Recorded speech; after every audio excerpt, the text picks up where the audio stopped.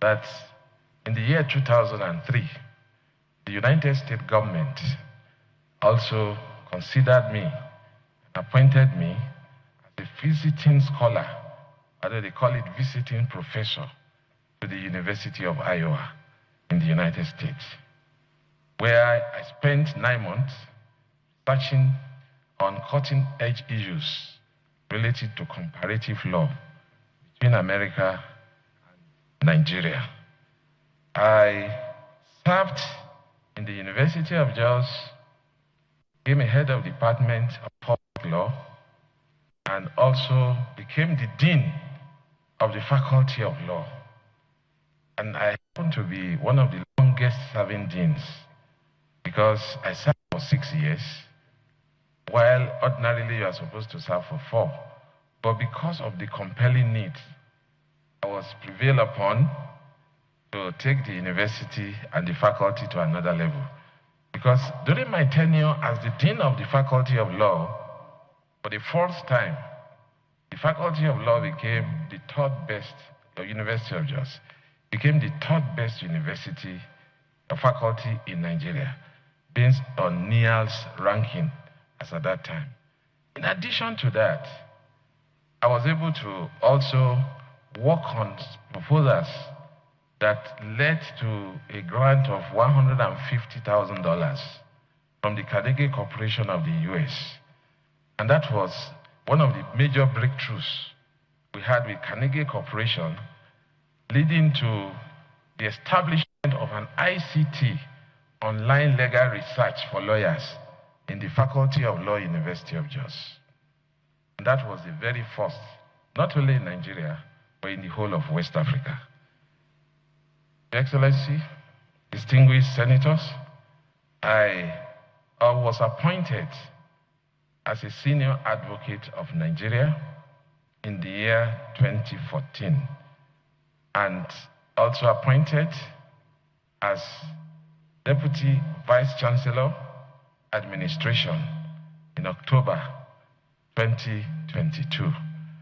The position I held up to this moment, if Your Excellency, distinguished senators, find me worthy of being appointed to this position, I will have to relinquish that position. And just to say, sir, with your permission, I've noticed that my Vice Chancellor is also here, sir, who was telling me this morning that just wondering how he's going to cope. But this is a higher responsibility. I also was appointed as the Pro-Chancellor and Chairman of Council of Joseph Aye Babalola University.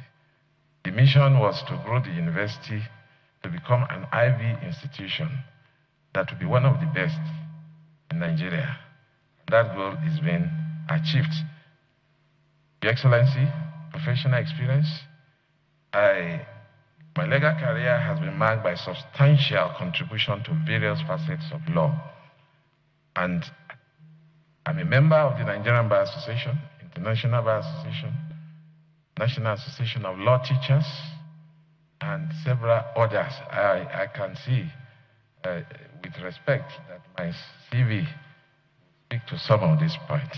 More importantly, sir, I also want to report that I have also been part of the Parliament of Nigeria, the National Assembly. And I have participated severally in some of the very, very important institutional building policies, seminars organized by the National Assembly. Some of which, number one, I was a consultant to the 8th House of Representatives, and I was among those that tinkered and brought experts from all over the world to come and debate the very vociferous petroleum industry bill that had become a cankerworm that no successive parliament could deal with until we bifurcated and make the necessary recommendations. I was also privileged, Your Excellency, distinguished senators, to present the keynote address of the 8th House of Representatives during their second-year anniversary on the topic that is titled The Appraisal of Legislative Agenda of the 8th House of Representatives. And just to also say, with due respect, that there used to be an initiative of the National Assembly. They called them the initiatives. They had a dean. I had also presented a paper sometime in 2008 on politics and governance, the challenge of electoral reform. I was a member of the 8th House of Representative Committee on Law Reform, where I worked on, in collaboration with some experts put together by the National Assembly, to review and to reform over 500 legislations that then members picked up and sponsored as individual bills that eventually led to the amendment of some of those laws. I have also assisted in the harmonization of the 2018 Electoral Act under the auspices of NILS, now NIALS, where we try to harmonize the position of Senate as well as the House of Representatives. And after the harmonization, the bill was vetoed by the former president because it was considered to be very close to the election as at that time. Your Excellency, for now, that is the brief about who am I. We have further details in my CV.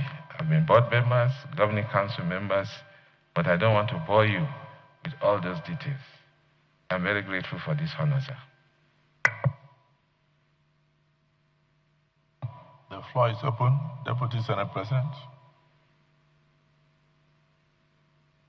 Thank you, Mr. President, and my distinguished colleagues. First of all, let me congratulate the nominee for being so nominated by Mr. President. Mr. Chairman, I spent the whole of yesterday reading through this resume. And what I discovered is that the nominee has a wonderful pedigree, wonderful track record as contained in this document to occupy this office. And I went on to follow up with trying to substantiate, make sure that what I read, all what is contained here are true. And I asked questions, talked to some of the lecturers in the university. This is my friend. And everything was confirmed to be true. So he has the necessary track record and pedigree to my judgment. But I want to ask a question.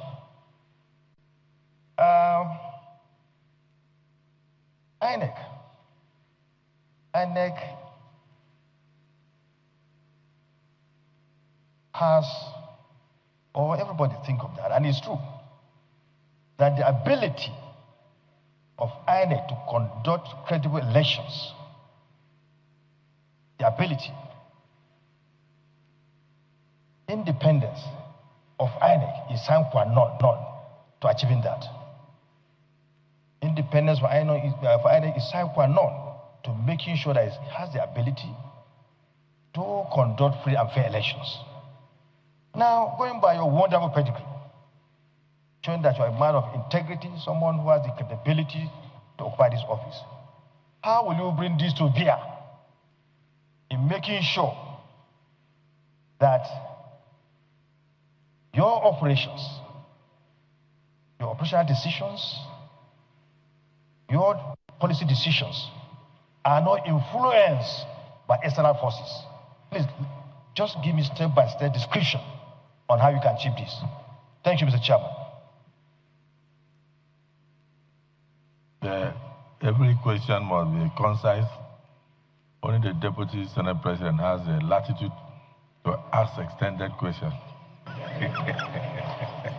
So, Prof, you have a paper? You have to note so that you can take as many questions as possible before you answer. But because of the person or the Deputy Senate President, please proceed and answer. I'm very grateful, Mr. Senate President, sir, for this question from the DSP, sir. INEC, under the Constitution, Section 155, is an independent body. And it is one of the commissions that is on first line charge. But one of the problems we've had with independence on its own and autonomy has to do with the practicality in terms of finances. I have not taken over to know the nitty-gritties, but I want to say from past experience, although it has been legislated that funds should be released at least a year before the election, but you find out that this does not come in time, and then the envelope system still makes the institution to be constrained financially. And then there's sometimes what we call ignorance of authority and power.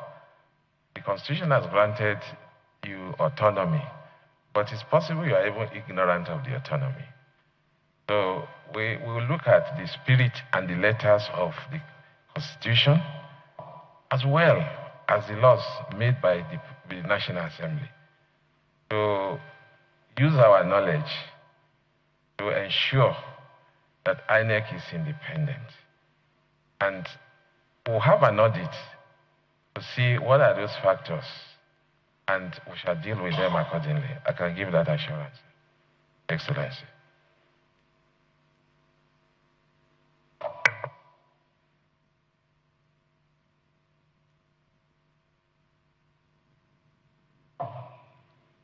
Distinguished Minority Leader. Thank you, Mr. President. Distinguished colleagues, and Mr. Nominee. For me, Mr. President, where you come from matters to me. Your pedigree, your antecedents also matter to me.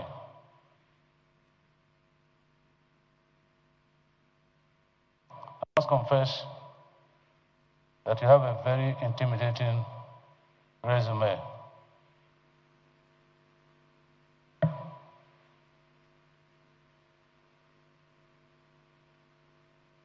I want to ask,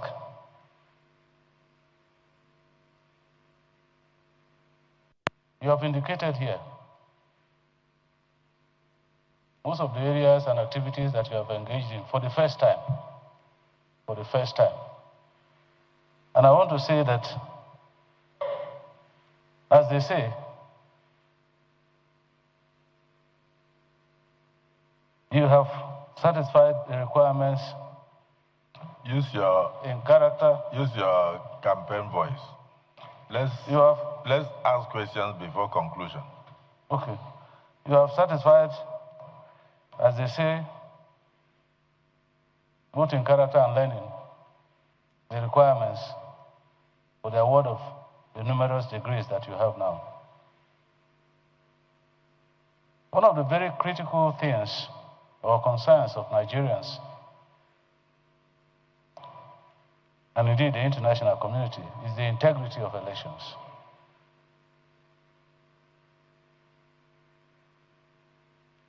Which could make or mar democracy. I want to ask, with your wealth of experience, can you share with us what accountability mechanisms that you will expand or introduce into our electoral process to allay these concerns? Mr. President, that is my question.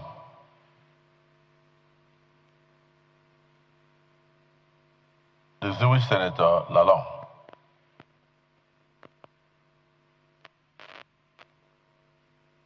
Thank you very much, Mr. President. Once again, Simon Lalong, representing Plateau South, and also Plateau State, where you are coming from. Chairman, Committee on INEC and Electoral Matters. Prof, I won't call it intimidating resume, but exemplary resume. Because you were one time, you were my dean. You supervised my dissertation. You were a great judge. No, it's not disqualified. I was a student. Ordinary student. Senator, distinguished Senator Lalong, I didn't hear you well. Sir, I said in the course of my studies, I also went through him. You went when through I him? was reading master's degree. But I didn't go to University of Jos. I went to ABU and came back, did master's. I met him briefly. I saw him briefly there as a dean.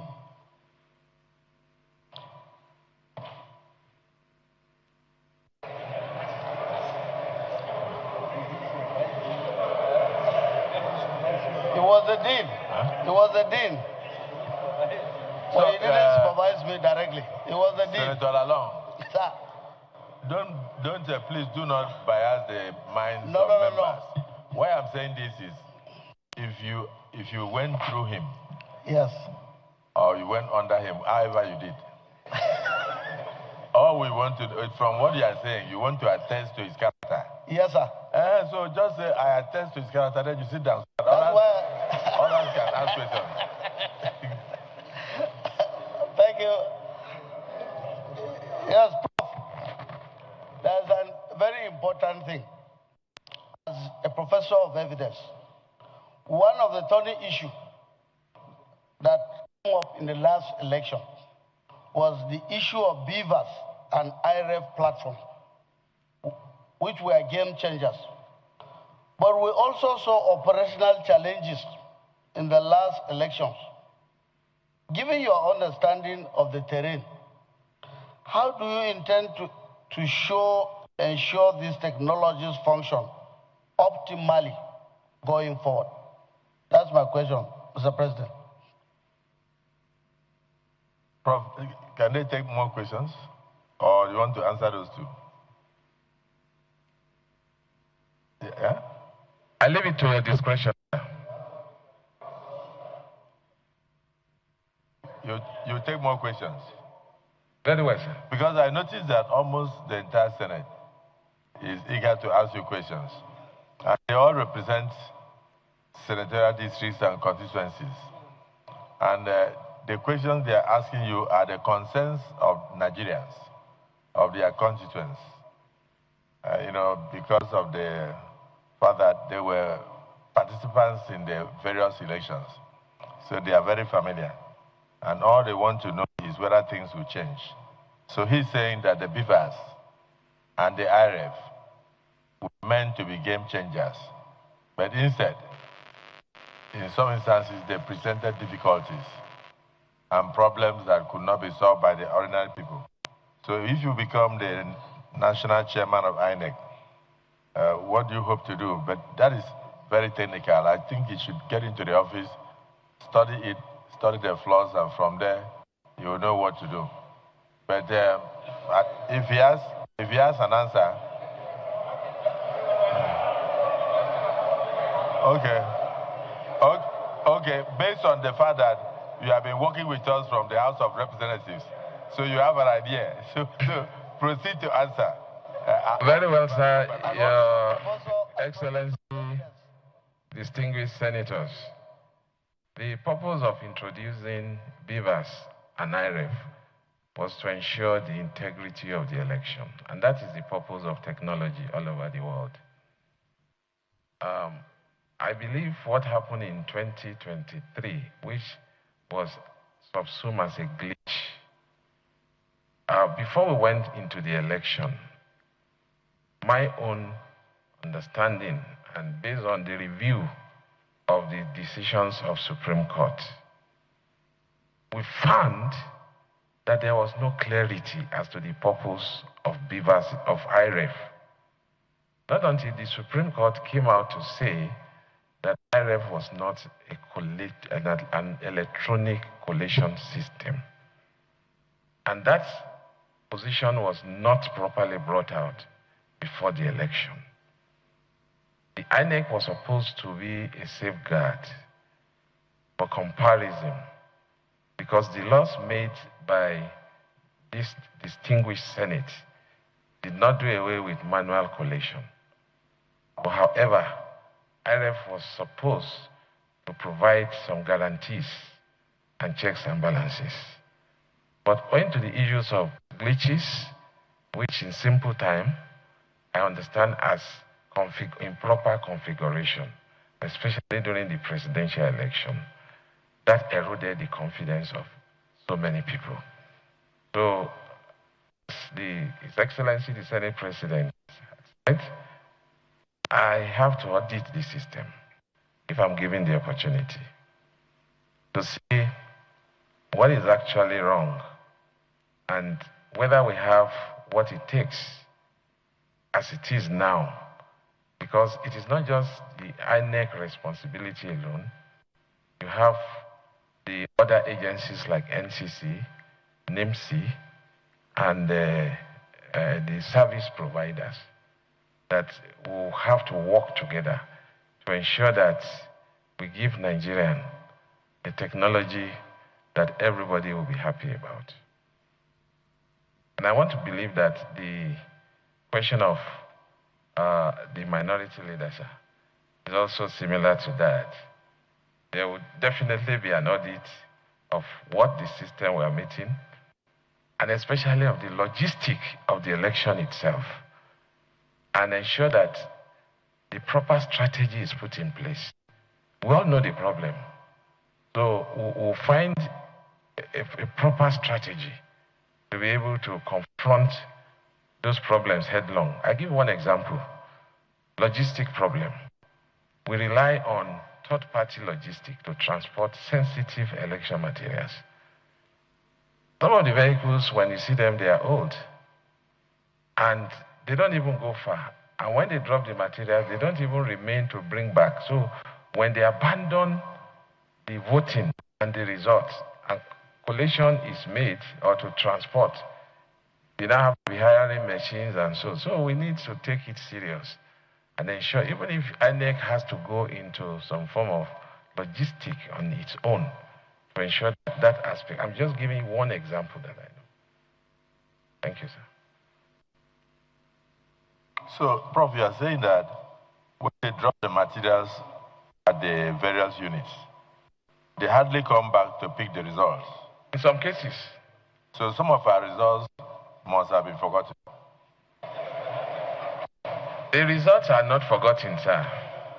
But you find the presiding officer at risk that as soon as the election is over, they wait for so long and they have to even make their own arrangement to get to the collation center. In the process, they get there very late. And so sometimes you get there, with due respect, sir, my wife was a collation officer. I had to bring a generator to help them. There was no light. So logistics waste time, and those facilities are not there. If we want to do it, let's do it well. So we'll provide the necessary transport logistic for that purpose. Senator Yari. Yes.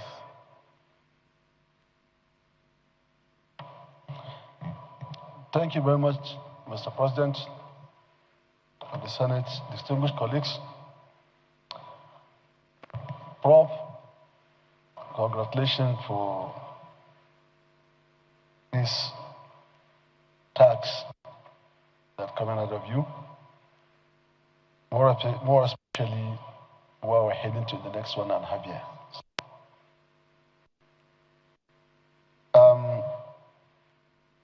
My question is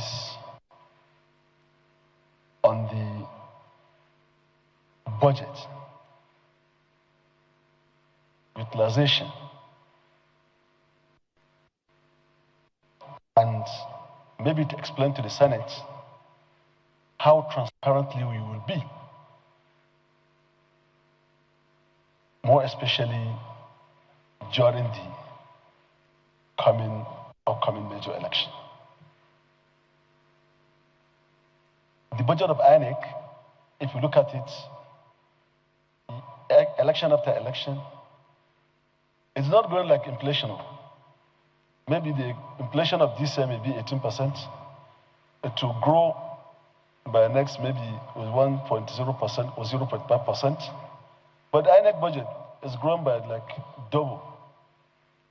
So how do you intend to transparently, judiciously utilize, apply the funds we're going to approve to you for the major election? Thank you very much, Mr. President.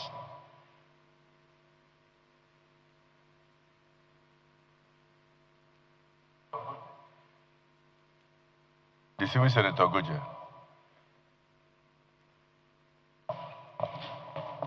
Thank you, Mr. President. I am Mohammed Njimo Goje, presenting Gombe Central, Gombe State.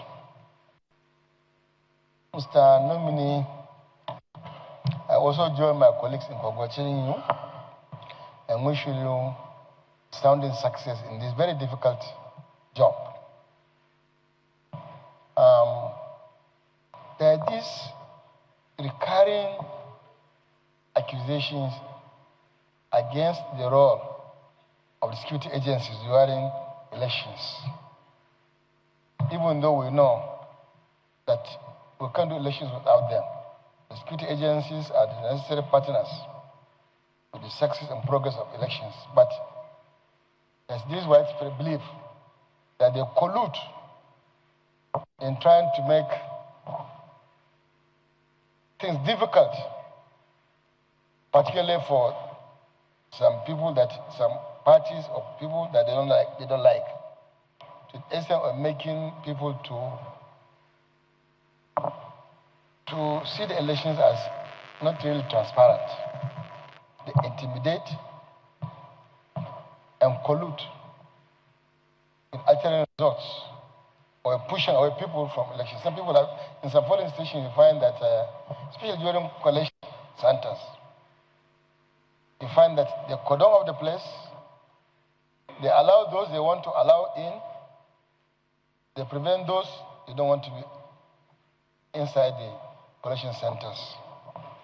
As the chairman of INEC, how do you now handle this issue of security agencies so as to ensure the integrity of the elections, that all parties will be satisfied with the performance of INEC? Thank you.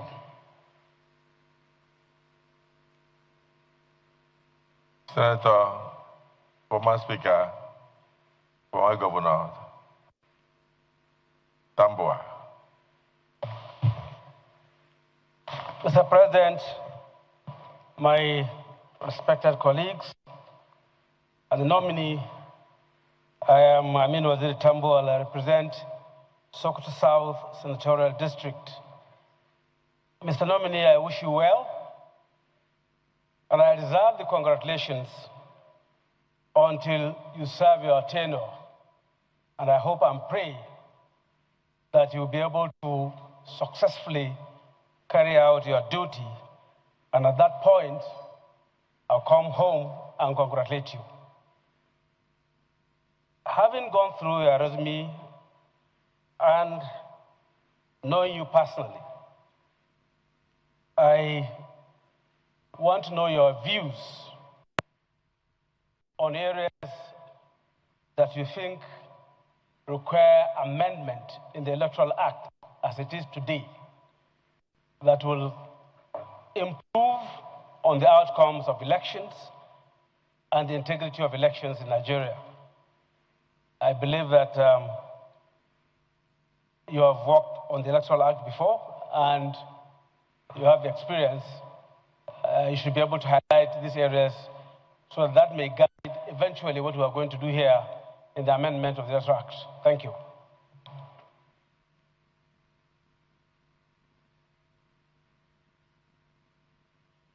Distinguished Senator Nengi. Thank you, Mr. President. My name is Senator Abdul Ningi, and I represent Bauchi Central, Bauchi State. Let me join the Senate President in welcoming you, Professor Joash. Let me begin by saying you were born in 1967. That makes you a middle-aged person. That tells you that your golden years is still ahead of you. This position that you've been nominated for, you have now become the attention of Nigeria and the international community. And looking at your resume, in particular on page 11, Academic Professional Awards, you mentioned Richard Akinjide for Best Overall Student of 1987, late Gally Brown Peterside for the Best Overall Law Student, University of Jos Prize for the Best Overall Student, Fulbright Scholarship,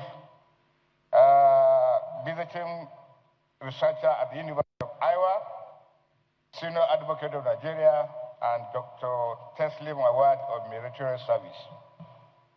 The agency that you are about to take over is not a stranger to professors. Professor Henry Wosu, Professor Jega, and Professor Yakubu, Professor Iwu, and so on and so forth. What that tells you and tells Nigeria, the issue is not about academic excellence. It has to do with someone's upbringing, his forthrightness, his fairness, and his patriotism, and of course, the love of this country. As a member of Electoral Committee, courtesy of the Senate, we have traversed this country. And one of the highlights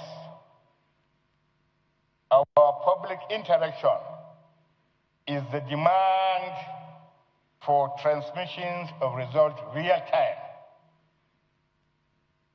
And that encapsulates a lot of logistics, but more particularly about the mindset of the leader of that agency. What do you understand by transmission of results real times? And do you think the Nigerians think that this is tenable, this is achievable? What is your position about transmission of that real times? Thank you, Mr. President. Distinguished Senator Ojo Zakalo. Thank you. Thank you, Mr. President. My name is Oji Uzokalo. I represent Abia North of Abia State Senatorial District. Mr. President, thank you for giving me this opportunity. Mr. Nominee, thank you for coming, and my question will be very brief to you because you are resuming. For you, you say yes, and I was surprised. But knowing you as a professor, let me go straight to the question. One president challenge that have been of late is the deployment of materials and personnel. Knowing the vastness of our nation and the complexity of the country, tell us what strategy will you bring to manage the complexity of the country, especially on the areas that have bad terrains and security challenges. These areas are areas that you must not allow any Nigeria to be disenfranchised because they have security challenge or because people will tell you, oh, that place is hilly, that place is far. What is your strategy? Is threatening to give free, fair, and just election that will be acceptable by all Nigerians. Thank you, Mr. President.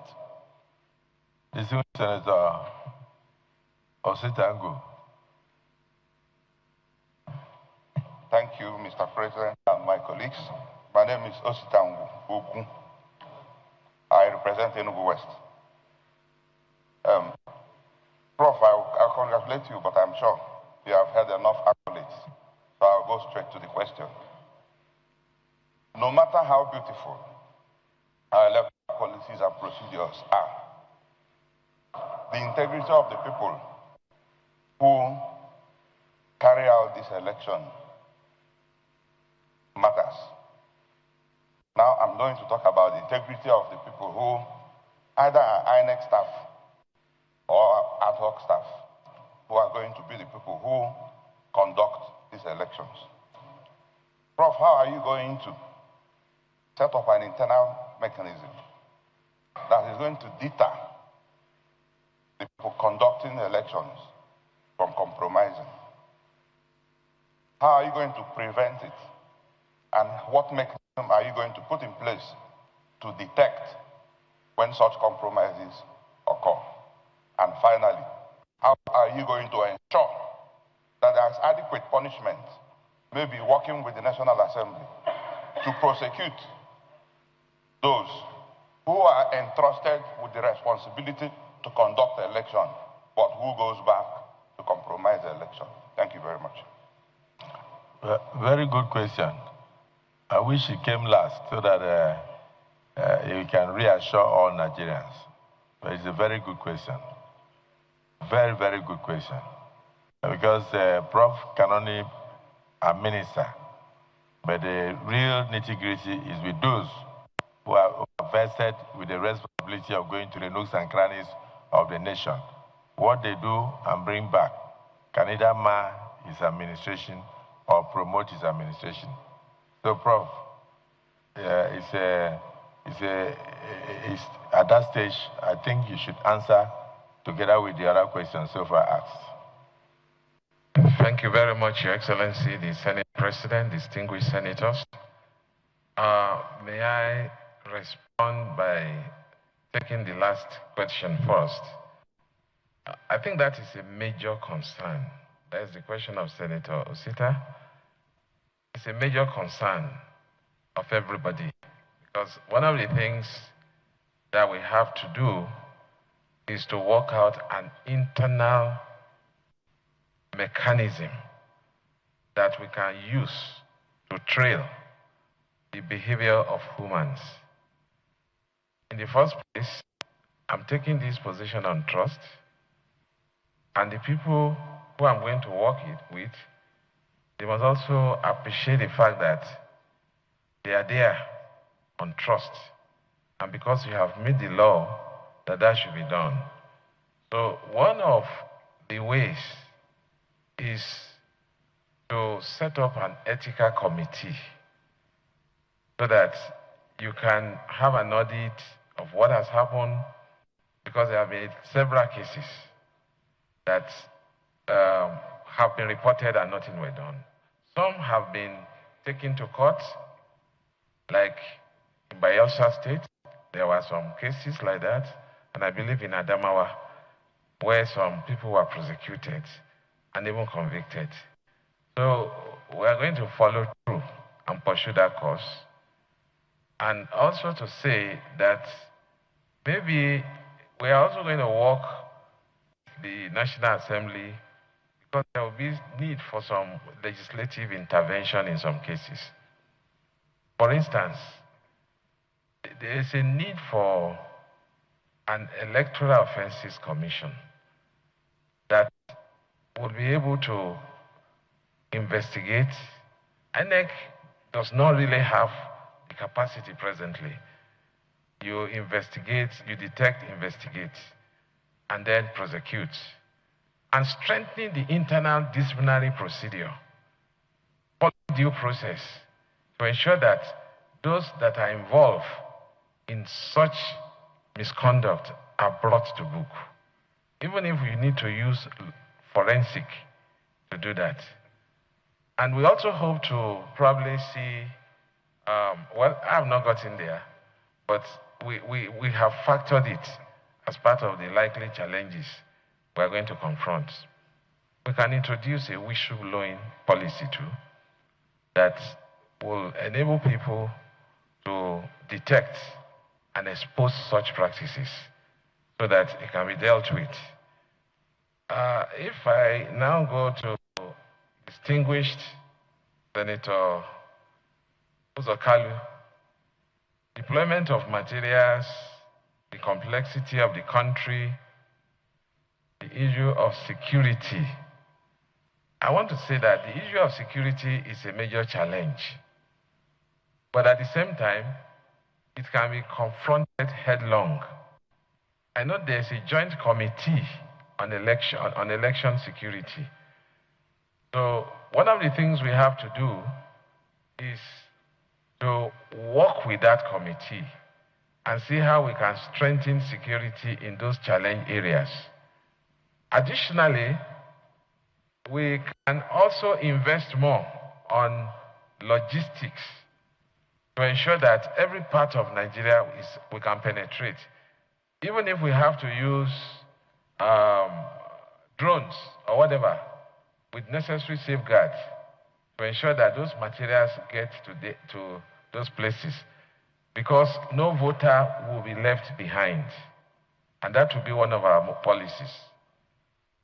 Now, also addressing Senator Ningi's question, participation and love for Nigeria, there's going to be aggressive voters education and civic education so that INEC will perform that role under Section 2 of the Act, which is a major responsibility to ensure that people are educated. You build capacity not just of your staff, of all the election stakeholders, including the political parties, the members of political parties, the masses, as well as technocrats and elites. So we will embark on aggressive civic education and build capacity to be able to confront those challenges. On the issue of transmission of real time, I was looking at the amendment to the Electoral Act. We are going to look at what it is as it is now. Thankfully, it's not been concluded. So if I'm giving the nod, I will have the opportunity to make my own input and also to look at the decision of courts and see how that issue can be addressed. I spoke to it earlier on that nobody seemed to even understand what it was. And a lot of people felt it was another collation system. But Supreme Court said it was not. So we just need to look at it and see what is on ground. So when we get there, we'll see what is on ground, the infrastructure, and how best to approach it. Because we understand the fact that it can add credibility to our election. For instance, the timeline is in the Constitution. But apart from that, there are even inconsistent timeline provisions within the Act itself. Because you set some timelines which is in contradiction with another provisions on timeline. So all those issues will have to be streamlined and ensure that there are no ambiguities. And then we have election litigation. So we are going to see how an election is credible so that the loser will even come and congratulate the winner and say you won fairly and well. So if we can do that, it's just like a judge convicting a person, sentencing him to death, and say, well done, because I believe I've got injustice. And the distinguished Senator Boje, on issue of security, I think I've spoken to that, sir, that we will look into it. I don't have the facts now, but I know there's a joint action committee which I co-chair, and then we'll see how best to address the issue of security as far as election materials are concerned. And finally, distinguished Senator Yari, thank you for your question, sir. I want to say that you have enough laws. This Parliament, National Assembly, have enacted laws for the purposes of ensured proper utilization of funds, and that is the Procurement Act and the Finance Act.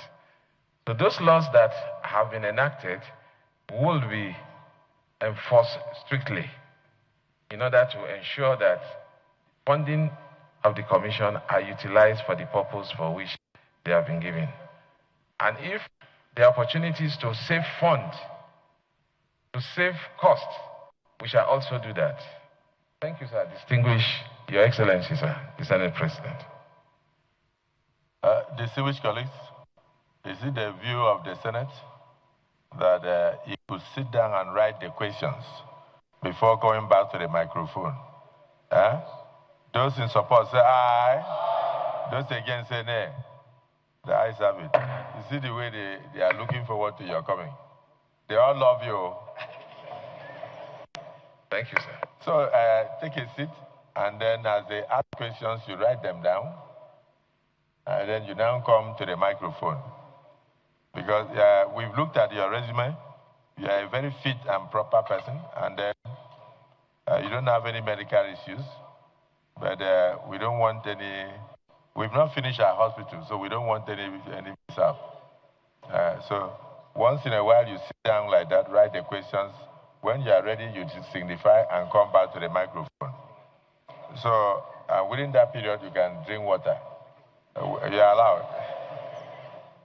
The Distinguished Senator Siraki Dixon. Thank you, Mr. President, and my dear colleagues. Henry Siraki Dixon, Bayelsa West. Mr. President, I have a short question and then a comment. And the question is, Mr. Nominee, seated here as senators of the Federal Republic, with what has been said or written or speculated about, I believe that for the sake of informing the generality of Nigerians, I must ask you to answer directly and positively whether you were in fact a part of the president's legal team as alleged or speculated about, whether in any way, shape, or form you were part of the president's defense or legal team arising from litigations in the last presidential election. That is the question. Then, on the comment, I agree completely with the premise on which my good friend and colleague, Senator Ningi,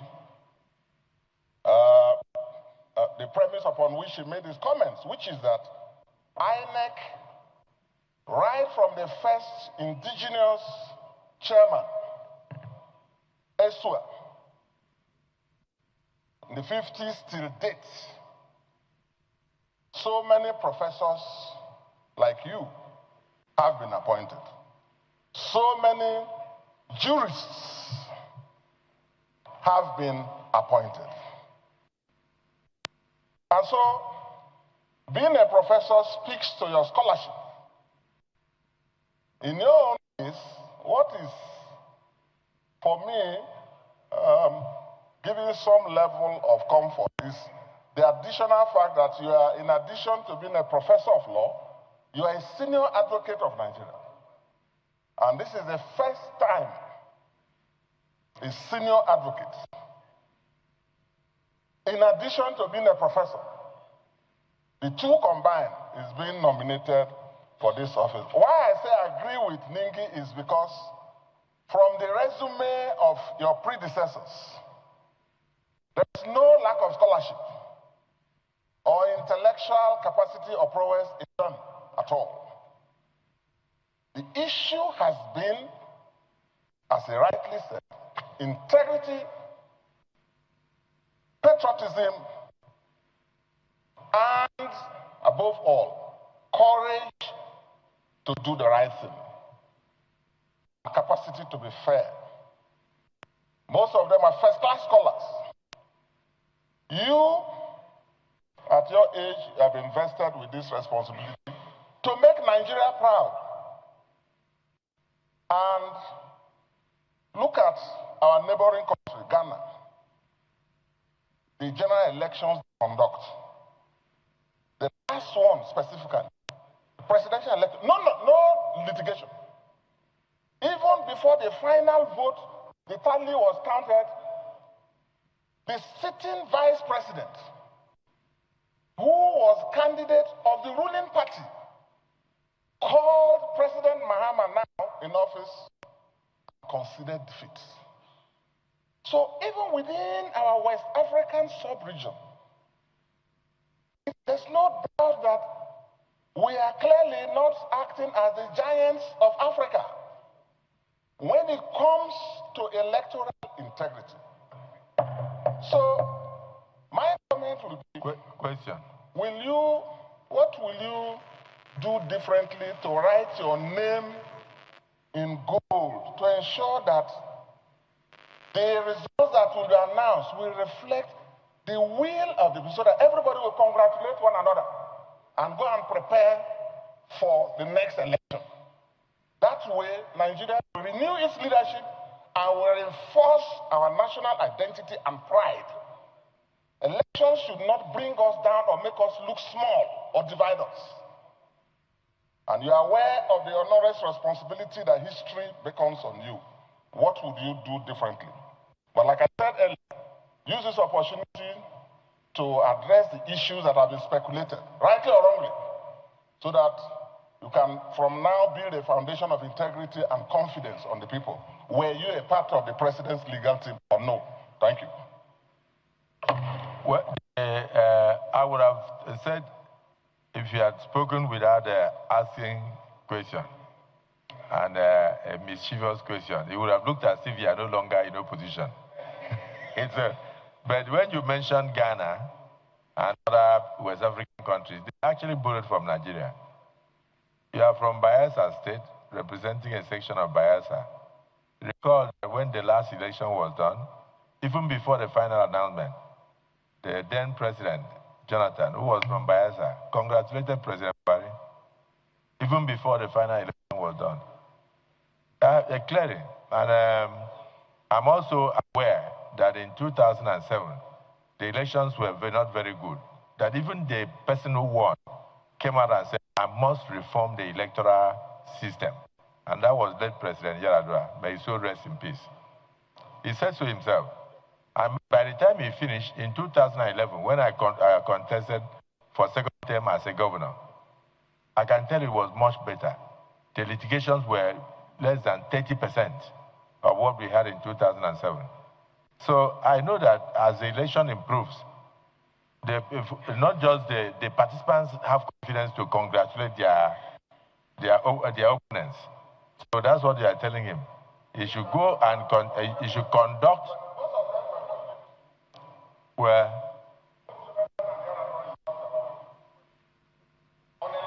what? Where what? At that time, PDP was not torn into shreds.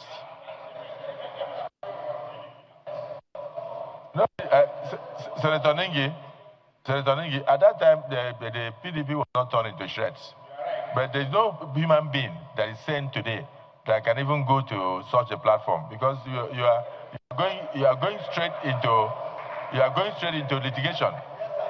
You are going straight into litigation. So let us not discuss with the incoming chairman of INEC as if we are giving him a clue, because you are going straight into litigations. Who is going to sign your form? Sabi Yao.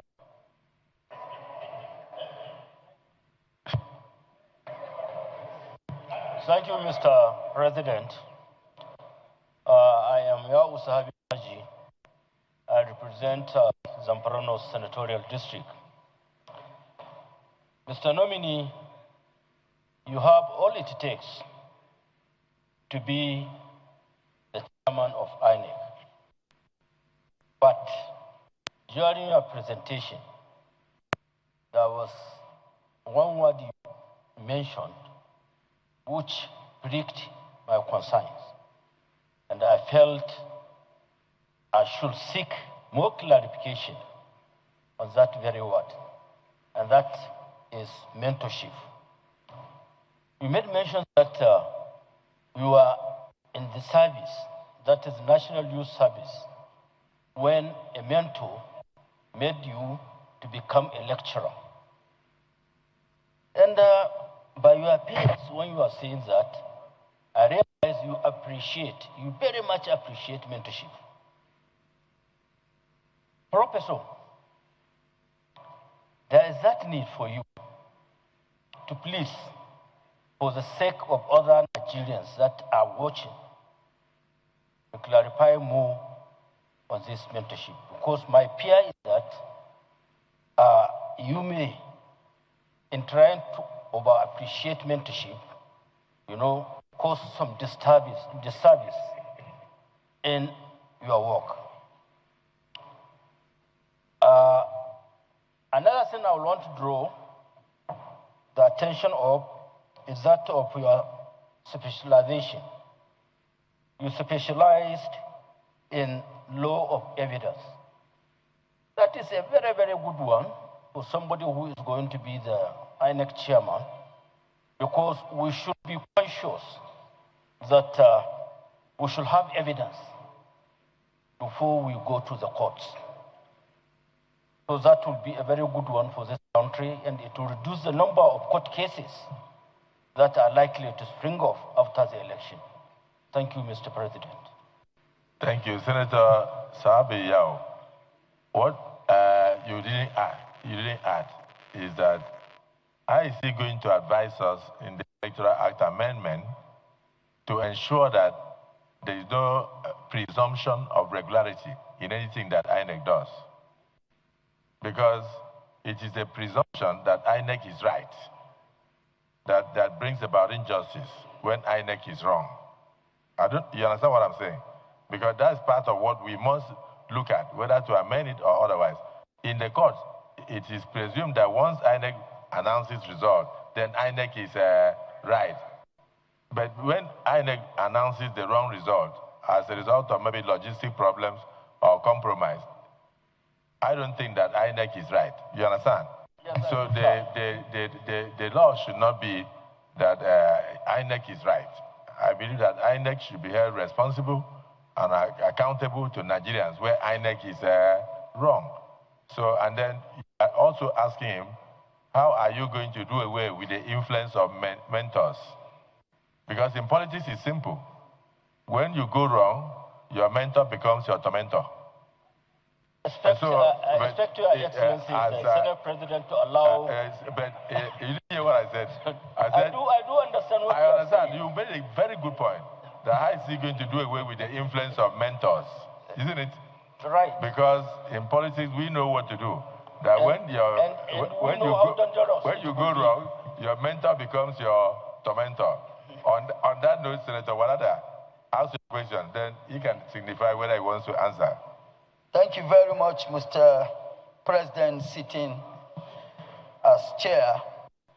I am Senator Ahmed Wadada Aliyu Sarkin Yakin Kefi Magajin Dengin Lafia, and I represent Nasarawa West Senatorial District of Nasarawa State. Mr. President, distinguished colleagues, Mr. Nominee, you have a very encouraging and proud resume, particularly to those of us that are of North Central extraction. Congratulations for making us proud. the issue of virtually everything that needs to be mentioned or questions have been, but all other things that will be said, including mine, will only be emphasis or will be emphatic on what had been said before. All that we've been talking about here is about ultimately the electorates. And it is one of the primary responsibilities or cardinal responsibilities of INEC to ensure voter education and enlightenment. And of course, before now, efforts have been put in place. How different would you do this? Secondly, and this is because you are a professor, independence, loyalty, respect, and patriotism are all required and needed by all that occupy public offices. How are you going to distinguish between this? Between loyalty, independence, respect, and patriotism. Finally, I will be sentimental because I am of North Central extraction. North Central, from the beginning of the entity called Nigeria, has always been the bridge. It has always been the peacemaker. It has always been the most accommodating. How would you, or how do you intend to retain and lubricate these attributes of the people of North Central based on the responsibility bestowed on you today? Thank you and congratulations. By ensuring that the person who won the election is announced. That is the only way. I said by ensuring that whoever won the election is announced without thinking of North Central. No, President,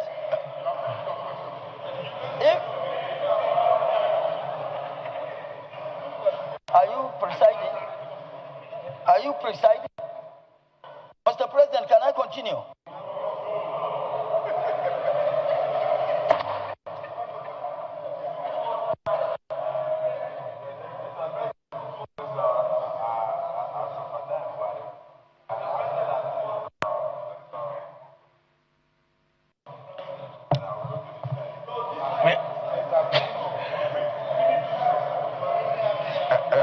My apologies, you are not forgotten. So with Senator Abdul Fattah Buhari, Okay. just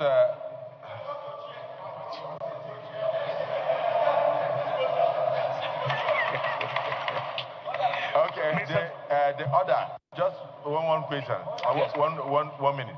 Senator Abdul Fattah Buhari. Thank you, Mr. You President. can even use 30 seconds. Okay. Then after that, Senator Mongunu will use the balance of 30 seconds.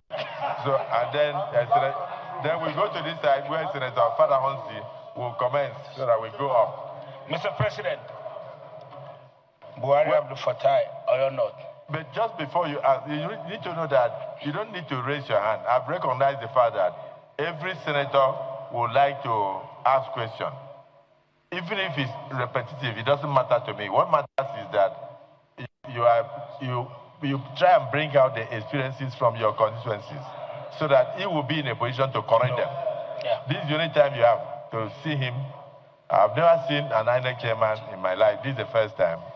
So please. Thank you, Mr. President. Buhari Abdul Fattah. Professor, congratulations. Well, my question goes this way. One of the biggest problems we have in this country today is voters' empathy. People are always afraid to come out to vote. They believe their vote may not be counted. Take, for example, the last election, we have over 93,000 voters registered. An election conducted, we have less than 30 million people voting. How are you going to build the confidence in people so that they will know since their vote will be counted, they will come out to vote. Secondly, your target, will it be the 18 years above, the new voters who are coming? If you look at the Gen Z, I don't care attitude, but they need to be encouraged, they need to be educated so that they will know it's their civic right, just like they do in some other country. Even if you are of age and you didn't vote, they will prosecute you. So, Mr. INEC Chairman, we are appealing to you, try as much as possible to educate people, because at the end of the day, so that we won't become a laughing stock. You register now, INEC registration is going on. Probably by the time you finish, you give us 100 and something thousand. And when we are conducting election in 2007, we now have less than 20 million people voting. It will be very unfair. But the moment you are able to build that confidence in Nigerians that, look, your vote will be counted, and we are going to do the needful and the right thing. And like he rightly said, now you will announce the rightful winner of any election. Thank you, Mr. President. Thank you, Senator Mangunu. Thank you, Mr. President. Distinguished senators.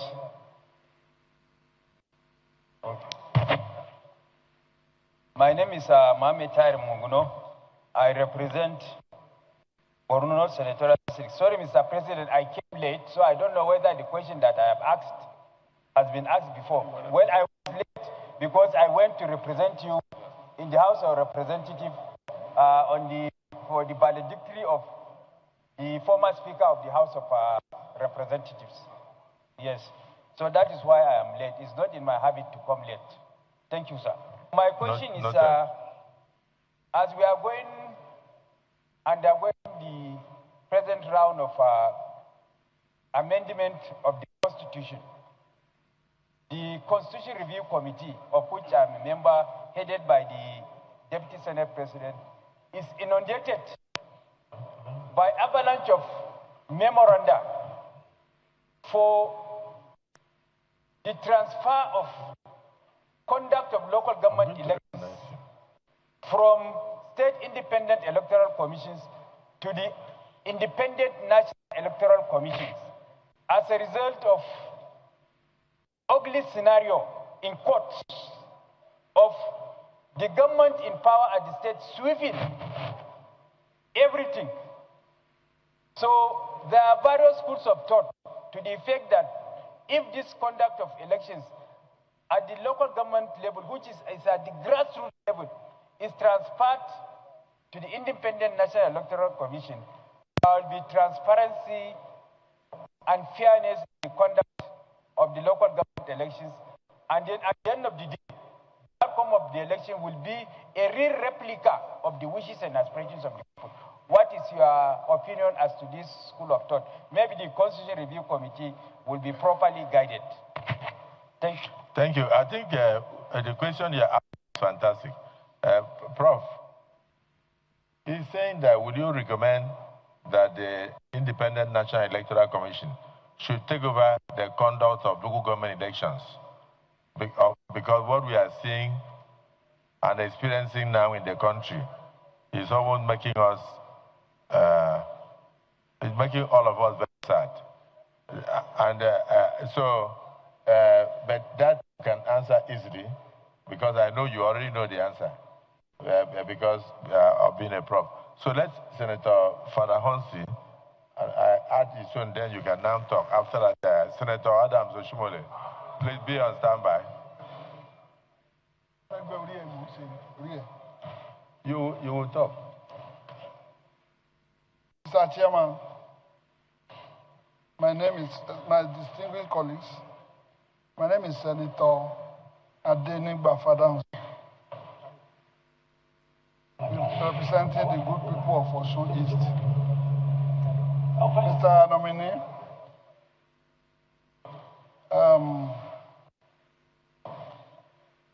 inclusiveness is the key of credible election when everybody is involved, including women.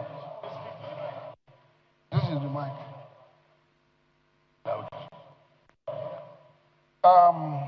We want full participation of women in election.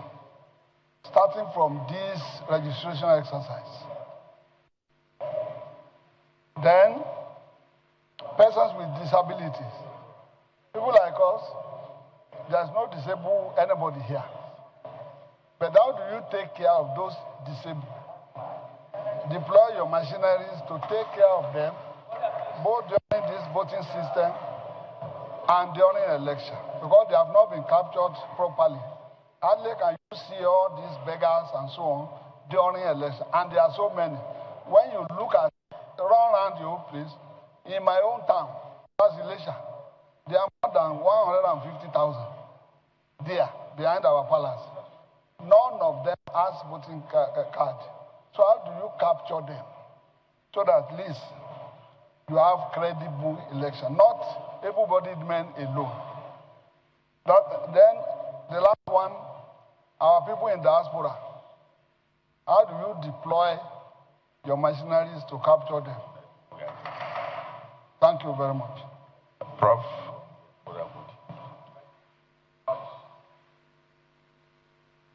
Distinguished senators, maybe I should just start with the distinguished senator that spoke last.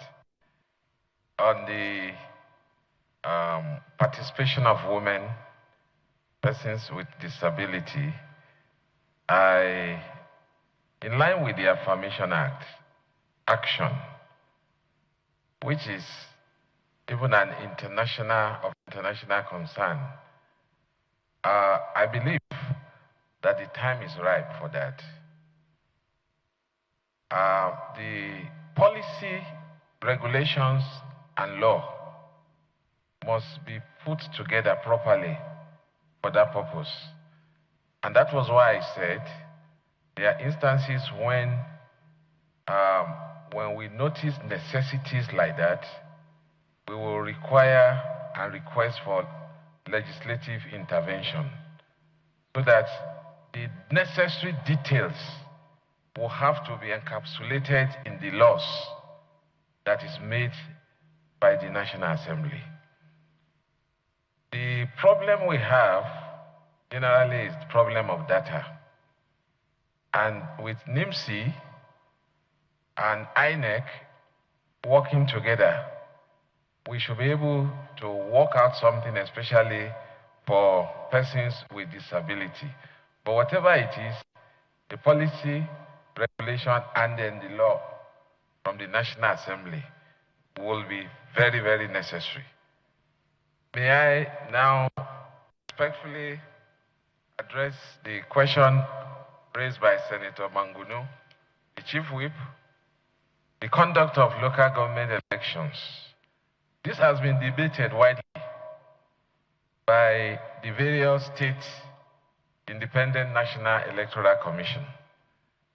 And the view of most people is that that power should be transferred to INEC because of what has happened or is happening to the election into the various area councils in Abuja.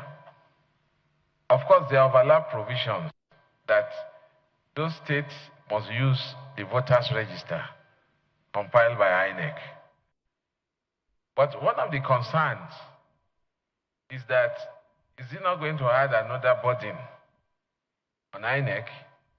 Because if you are going to conduct election into 774 local government, apart from what we already have now, until we get there to look at the logistics and the infrastructure of doing that.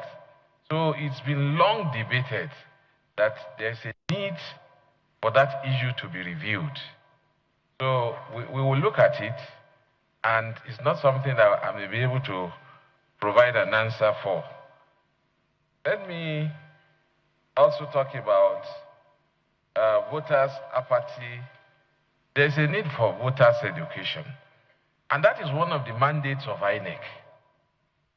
So what I believe is that we will do something that is beyond what is being done presently by even having what I would call modules of education for voters.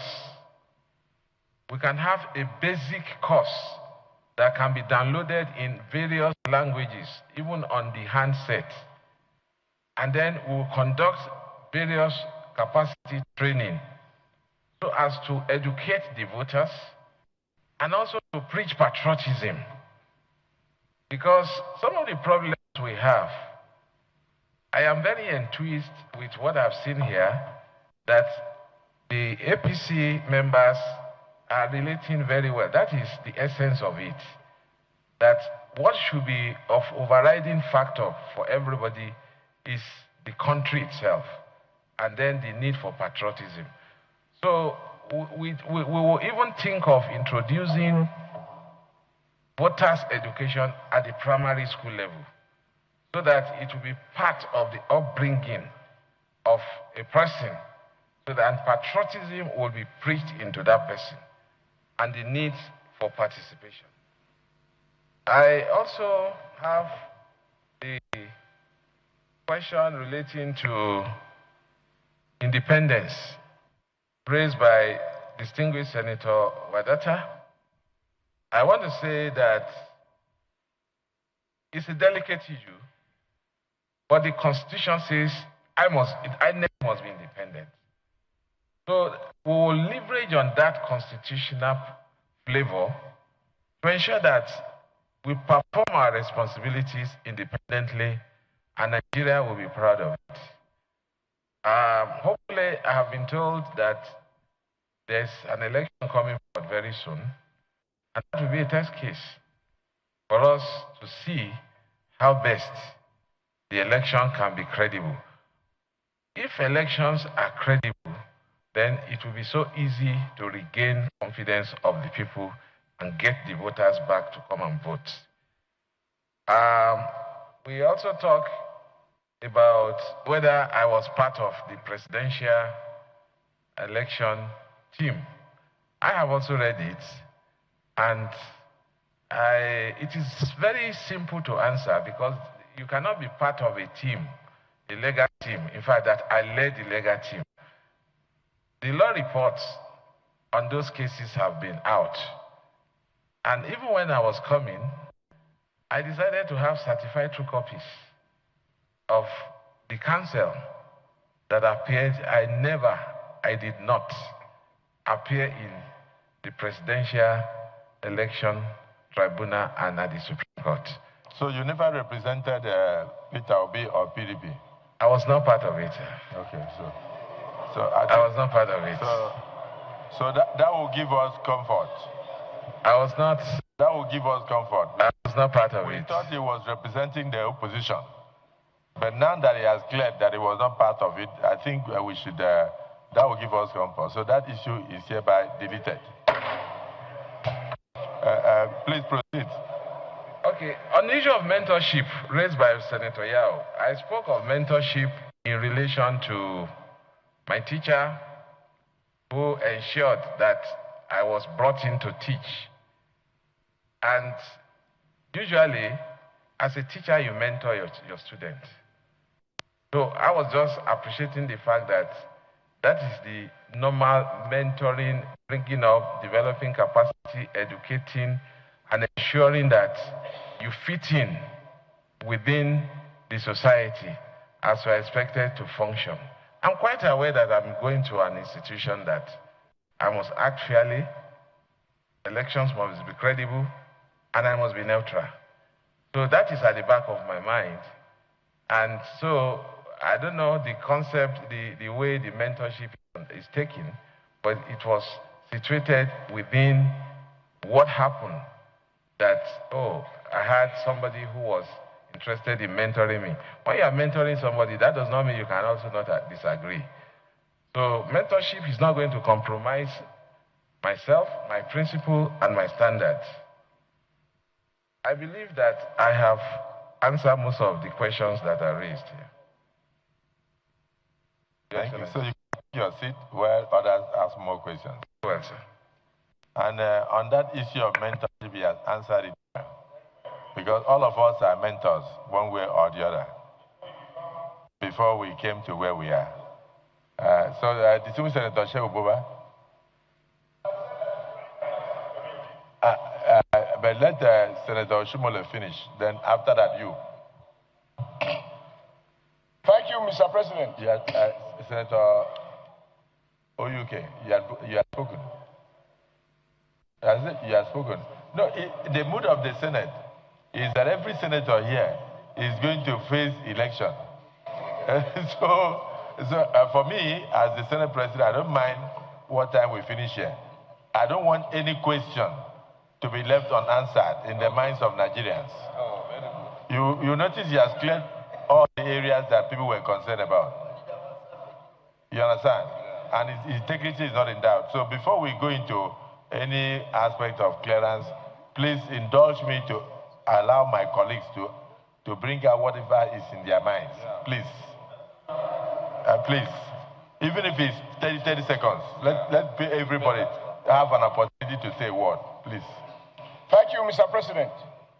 Additionally, I want to thank you for reminding my dear brother that there are areas we are leading and we took to run down ourselves. When you reminded him that in this country, a president considered defeat. He didn't start from Ghana. It's important that we keep our records. I'm happy that you did that. Thank you. The second is that going through the CV, fine. And my friend also said because of the SAN thing, that makes it different. I'm not too sure. I think what makes the difference is that you have been involved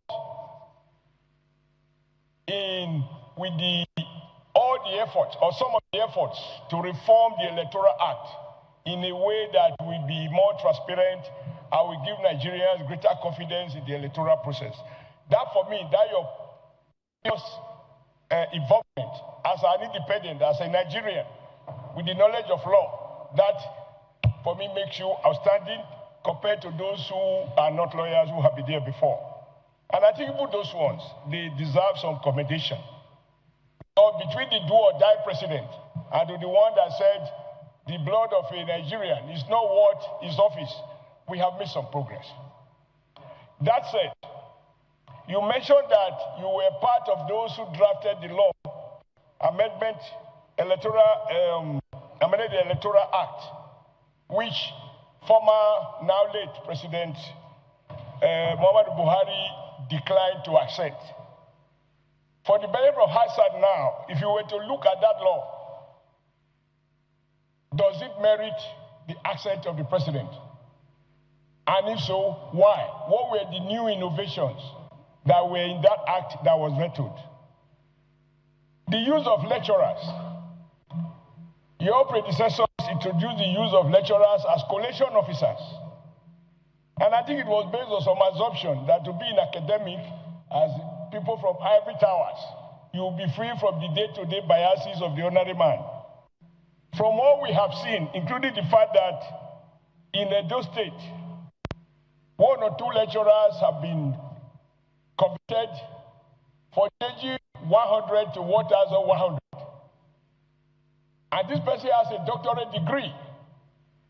So given some of the evidences that you have reviewed in court, even if you were not involved in those cases, but you review superior court decisions, do you still hold the view that you will continue with this tradition in the face of the current evidence? Last one, an experience we had in Edo State, because the Senate President said we should speak from our own experiences, where the chairman of a political party, a party that is dying now, his wife was a director or heading ICT unit of INEC in a state, and the husband being chairman of a party, but if the truth be told, being PDP wife, the wife of PDP chairman,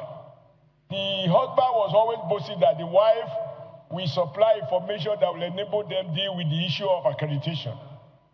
Will you be able, as you have assured us earlier, in course of your doing audit and review of what has happened, make a policy that seeks to say that if you are a spouse of a politician you cannot be given appointment, particularly a sensitive appointment in INEC, so that it doesn't become a family affair.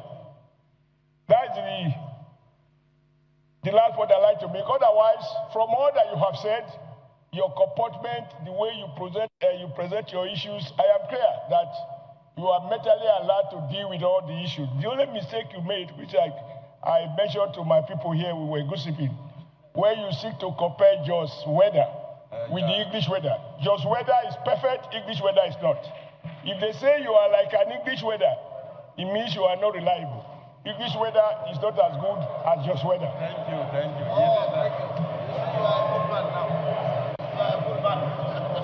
Senator Shehu Buba. Thank you, Mr. President, distinguished colleagues. My name is Senator Shehu Buba, representing good people of Bauchi South. Mr. President, distinguished colleagues, the nominee, let me first of all congratulate you. And going through the resume of the nominee, I am confident the nominee is equal to the task to do the job. And I have listened carefully to the questions posed to the nominee.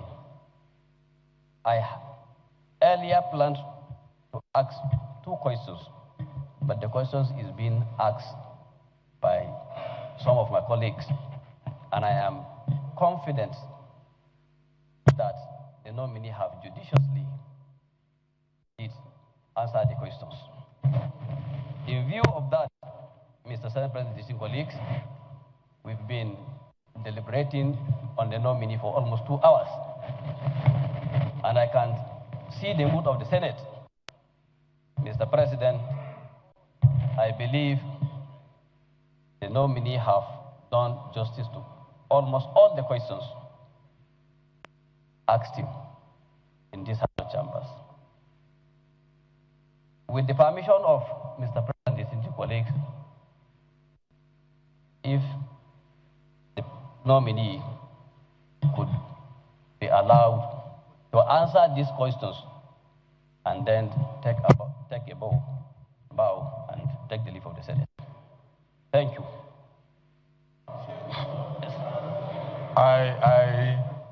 Well, it wasn't really a motion. So because of that, Senator Victor Ome, you may wish to say a word before you depart. Thank you, Mr. President. I'm very grateful. Was it a motion? Yeah, I'm grateful. Sorry. Yes, it's a motion. Motion? Yes. No. Okay. It's a motion. The SP told us to ask questions. It's a Allow us motion. to continue. Yes. If it's a motion, any seconder? I have your permission. You have recognized me to speak. No. I thought it was a suggestion. No. It's a motion. We're asking questions. It's a motion. And they went to motion. A motion? It's a motion. Yes. No, what I'm saying. Mr. President. I'm obligated to take motions. No. So if Senator Shehu Buba move a motion, yes, I would like to ask: is there any seconder? No, Mr. President. Yes. No, they are overruling you. You said you will give us time to speak. You cannot do that. You are the presiding officer. So the distinguished Senator Shehu Buba, you may wish to change it from motion to suggestion. No, suggestion. No, sir. This is a motion. It's not a suggestion, sir. It's a motion, sir, not a suggestion. Mr. President, It's a motion. You cannot do that. This is a motion. You've already recognized me to ask. Yes, sir. It's a motion.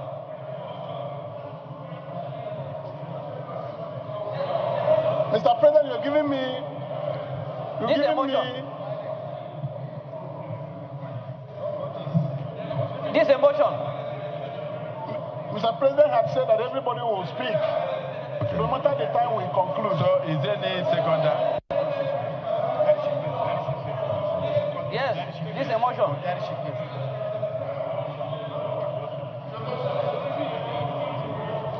Mr. President. Senator. It's a motion.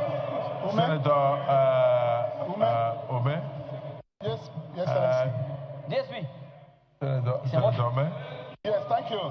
Senator Ome? Motion. Yeah, Senator motion. Ome, if you...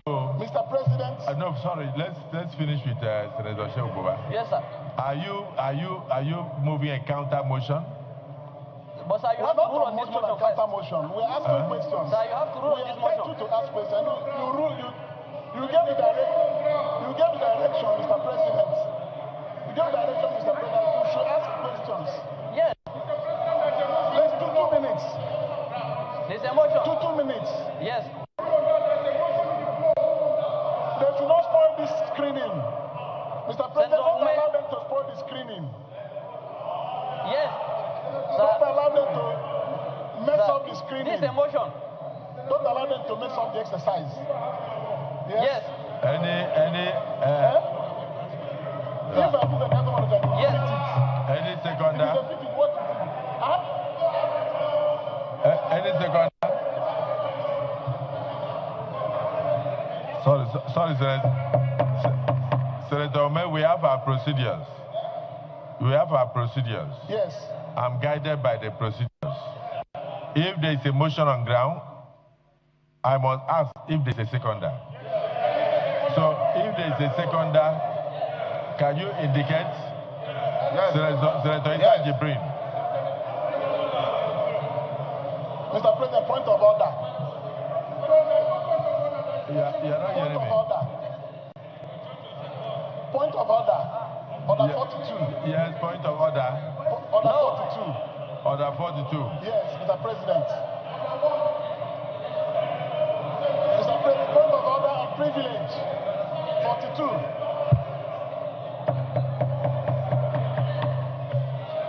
Come. Calm down. Why should they cut us off? Yeah. 2 more questions, you close. Distinguished Senator Victor Ome, you know I have a lot of respect for you. Thank you. But I have more respect for the rules of the Senate. There's a point of order too. The rule of the Senate is that there's a motion on ground. And if there's a motion, on ground, please. Senator Olamilekan, there is a motion on ground. You want to second the motion? Mr. President, very distinguished colleague, Mr. President, very distinguished colleague, I am seconding this motion. With amendment? Hello? With amendment? Mr. President, I don't think there is any amendment. The motion is so direct that we should allow the nominee who have done excellently well in addressing all questions that have been put forward to him, ranging from, for over 2 hours, he has been speaking to the Nigerian Senate. And I feel that that motion is in order, that we allow the nominee to take a bow and go. I so second, Mr. President.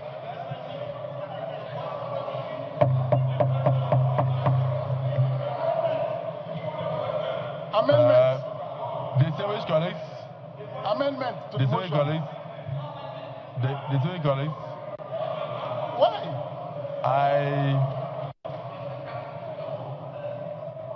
I want to just do an amendment. I want to, just before I put the question, because a motion has been moved and seconded, and despite my personal feelings, I must respect the rules of this institution.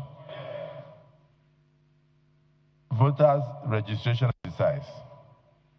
As of now, all the registered voters online must move to the headquarters of each local government area to do their thumb printing and capturing before the final voters' cards are issued to them.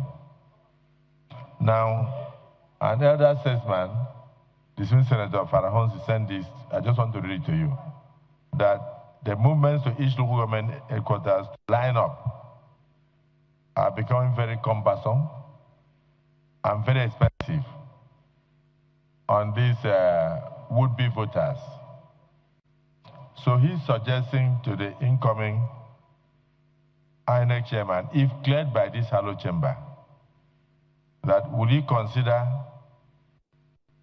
a situation where he could decentralize the machines to the wards to go and capture those people and capture their thumb printings to avoid movements from place to place and the logistics of those movements and save the people from unnecessary suffering.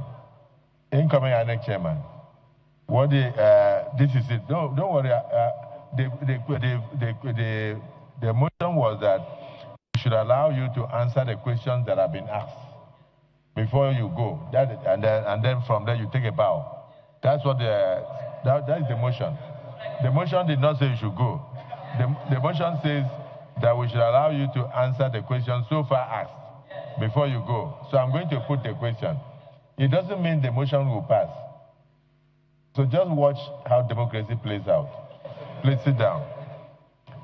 Now, those in support that he be allowed to answer the few questions that are still pending, and thereafter take a bow and go. Say aye. Those against that he be allowed to answer the few questions already asked and take a bow and go. In other words, he should stand and continue to answer more questions. Say nay. See?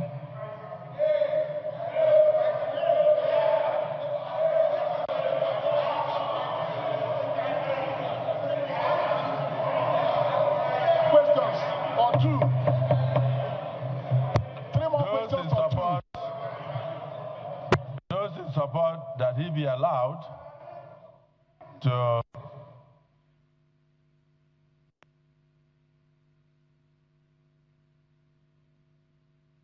answer the questions already asked and then take a bow and take leave of the Senate. Say aye. Those again say nay.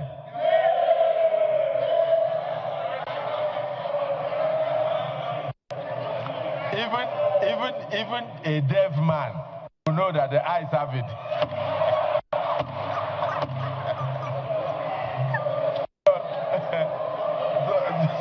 Point of order. Slide distinguished colleagues. Point of order. Distinguished colleagues, I'll add a proviso. The proviso will be that anybody who has not asked questions should put it in writing. Before the nominee departs from here, we'll hand it over to him. So you go and use it as a working document. The ayes have it.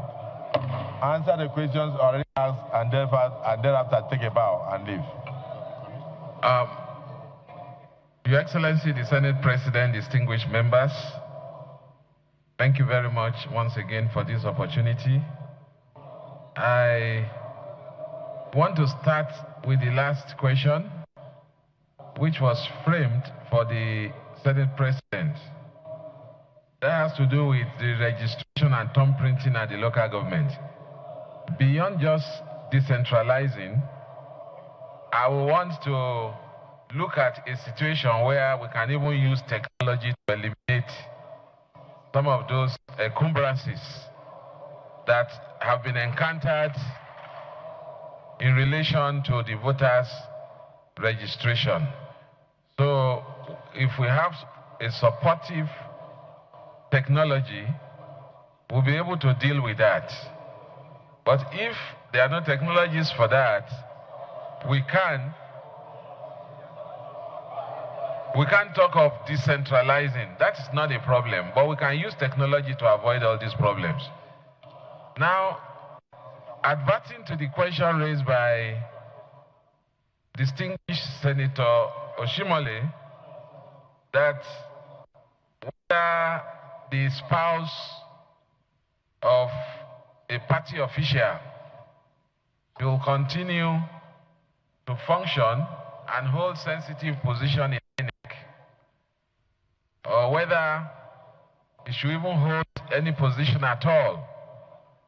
I want to say that, consistent with the principle of natural justice, where there is likelihood of bias, not just that there is bias, likelihood, it can be flagged to INEC, and INEC would take appropriate decision on that.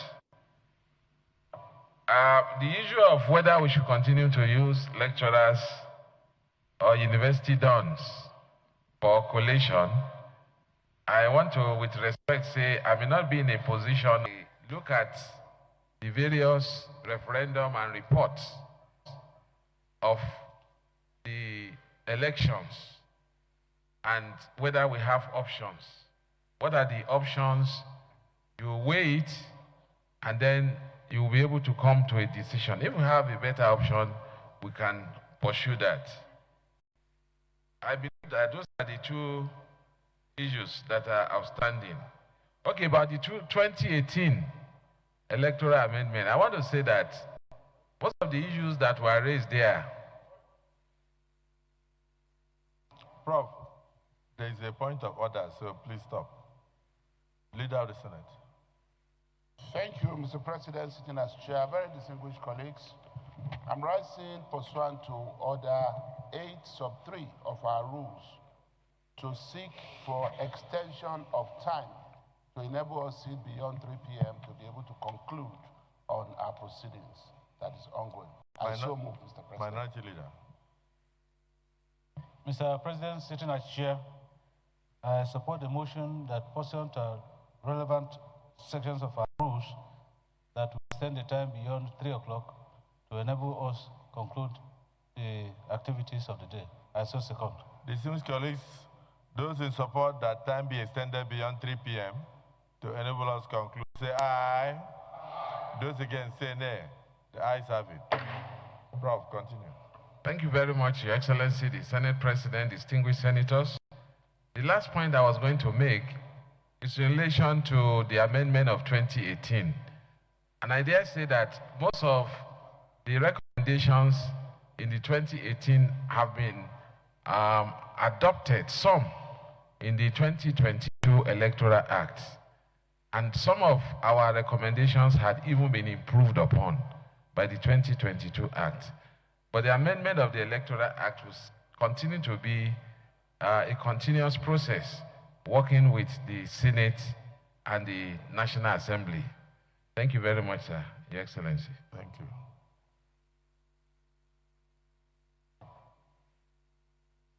Leader of the Senate, approach the chair.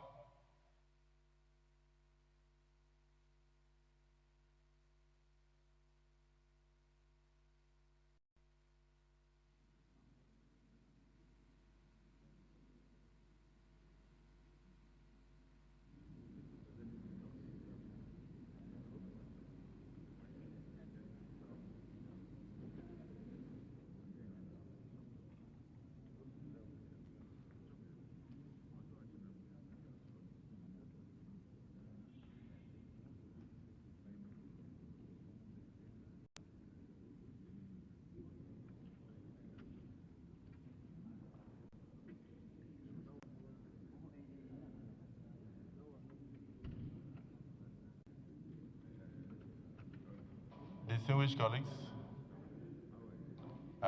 we haven't concluded the Senate screening yet. We haven't done the approvals, we haven't done the confirmations. Please sit back. Prof, as I promised you, I'll hand this paper over to you. What will be your reaction to a situation where the Supreme Court delivers a judgment on a matter and litigants go to the lower court to go and direct INEC to disobey Supreme Court judgment?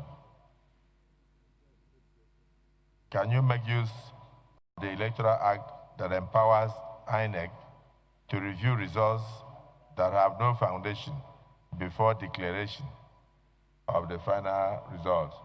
This is coming from Senator Ome. I'll give it to you so that it will be part of your working document as you go. We don't expect any answer because we have closed that session.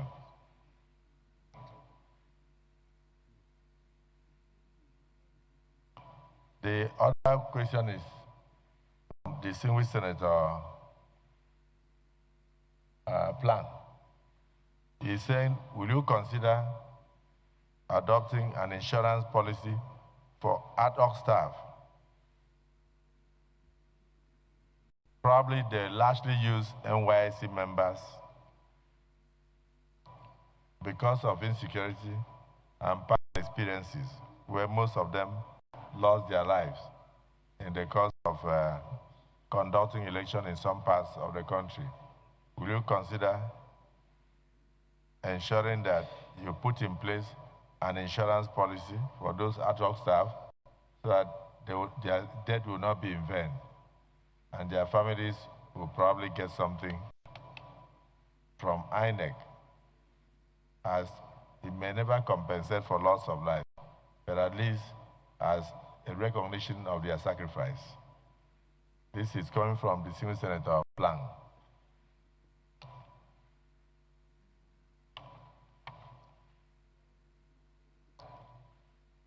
No, not now. It's for a part of his working document. From the Senior Senator Asukwekpeyo, most critical aspects in the electoral process is the collation of results. And the most sensitive collation is the collation of results across 176,974 polling units across 8,809 wards, which happens concurrently at the end of votings. What initiatives do you propose to deploy to safeguard the integrity of this collation process, which is very sensitive? Senator Asukwekpeyo.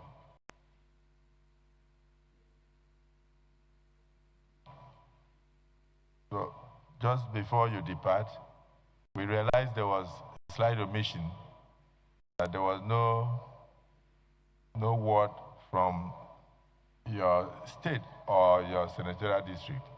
So I'd like to give 1 minute for the senatorial district that you come from to thank the Senate for spending almost 3 hours with their son. And who is the senator from Kogi representing you? Do you know him? Who is that? Distinguished Senator Sunday Karimi. So Sunday Karimi is already up.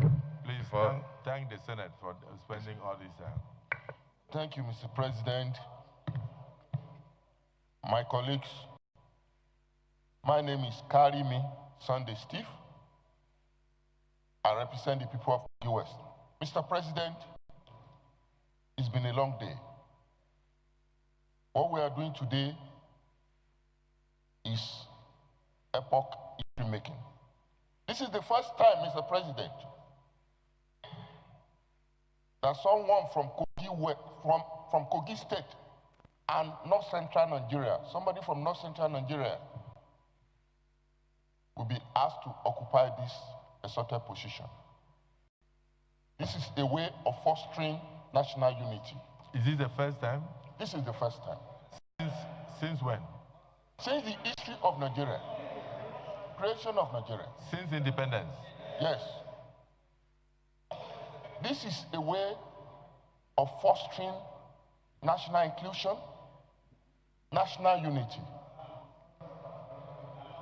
We want to thank Mr. President for allowing this. I'm talking of the President of the Federal Republic of Nigeria. We want to thank this institution for accepting it. Mr. President, we want to assure you that this man before you will not disappoint this nation. He's a man of trust. He's a man of integrity. And in most times, people close to you are the people that will misadvise you and put you under pressure. I want to assure the nation that our people will not put him under pressure. So the people of Kogi will not put him under pressure? We will not put him under pressure. I want to vow that we will leave this man to walk with his integrity intact. And I want to assure you that in accepting the nomination of this man, our electoral process is moving forward, and we will not have a regret for it. I want to thank you all. God bless you all. God bless the Federal Republic of Nigeria. Thank you. That is the shortest speech from Senator Karimi, but slightly very emotional.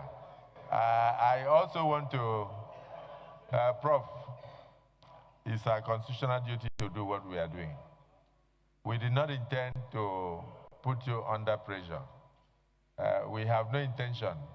Some of us you may never see again, because when you get into your office, you will not see those who win elections. You only see those who want to rig elections. Those are the ones that will come and try to put you under pressure. I can remember when I visited INEC office in my life. So if you are cleared by the Senate, congratulations in advance. You will hear from us. Thank you for being here, and I thank your family members who accompanied you. I also want to thank the Vice Chancellor of the Epoch University of Jos for finding time to be here. Good product. Good product. And congratulations. And I thank the President of Nigeria for also finding you worthy to be nominated for this position. And if the Senate does approve you and then confirm you after considering the needful from your beautiful resume to the questions and everything that you have brought here, in fact, from the lectures that you have given to us, I also want to thank the Senate in advance. You may now step forward, take a bow, and leave.